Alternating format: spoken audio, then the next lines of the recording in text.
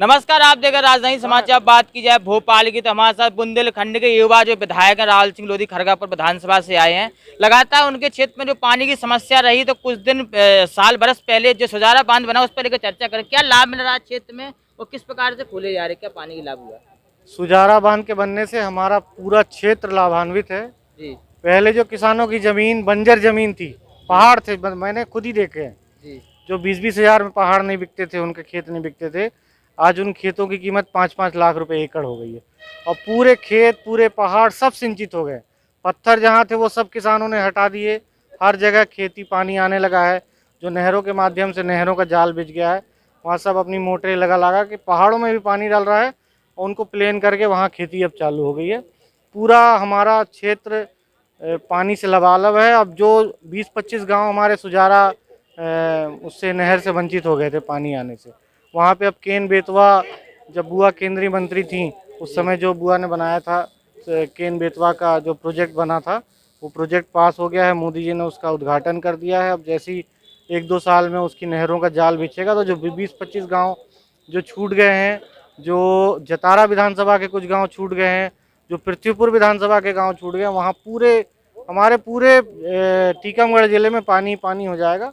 किसान पूरा यूपी में जैसे जो मांग करी बलदेवगढ़ के बगल में भेलसी, आप किधर बनवाना चाहते, क्या मांग? मैं ये चाहता हूँ कॉलेज हमारे यहाँ ऐसी जगह बने जैसे सागर की यूनिवर्सिटी बनी है। जी जी पहाड़ पे, जी, मतलब कोई बाहर से आए तो दूर से दिख जाए कि हाँ कोई बहुत बड़ी भारी यूनिवर्सिटी बनी हुई है। मैं वही चाहता हूँ कि अच्छी जगह पहाड़ पे 20 एकड़ के अच्छा हमने आवंटित किया है जमीन, वहाँ पे बढ़िया उसका कॉलेज बने।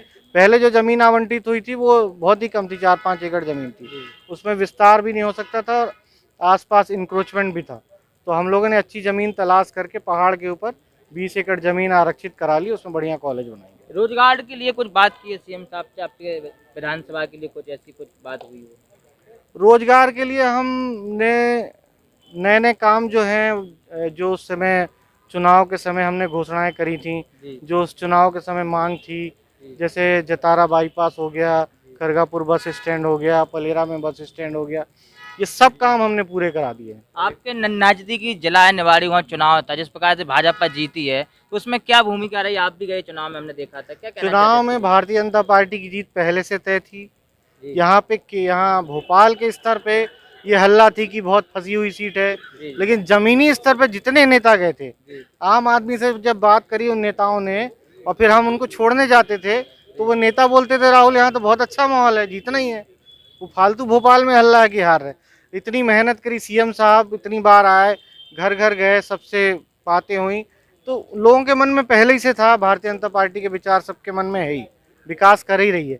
उसके बाद सीएम साहब ने जो बोला विकास के लिए, सीएम साहब ने जितनी घोषणाएं करी सब लोग प्रभावित हुए और जितने वोट से जीतने थे उससे डबल वोट से जीत के हम लोग। कांग्रेस का आरोप है कि सीएम साहब और कांग्रेस के बीच में चुनाव होता है। नहीं, ऐसा कुछ नहीं। सीएम साहब को तो हमने बोला था, सीएम साहब ही ज़्यादा अपने 3-4 जगह सभाएं उनकी हो गई थी, लेकिन उससे बहुत लाभ हुआ सीएम साहब के आने से। और आम आदमी भी जो उनको लगता था कि सीएम साहब पृथ्वीपुर नहीं आए, उसके पहले सीएम साहब पृथ्वीपुर नहीं गए थे। टीकमगढ़ जिले और निवाड़ी जिले में एक भी कांग्रेस की सीट नहीं, किस प्रकार देखते हैं इसके, क्या कांग्रेस का वर्चस्व खत्म हो रहा है? क्या पृथ्वीपुर टीकमगढ़ जिले में कांग्रेस का सुपड़ा साफ हो गया है।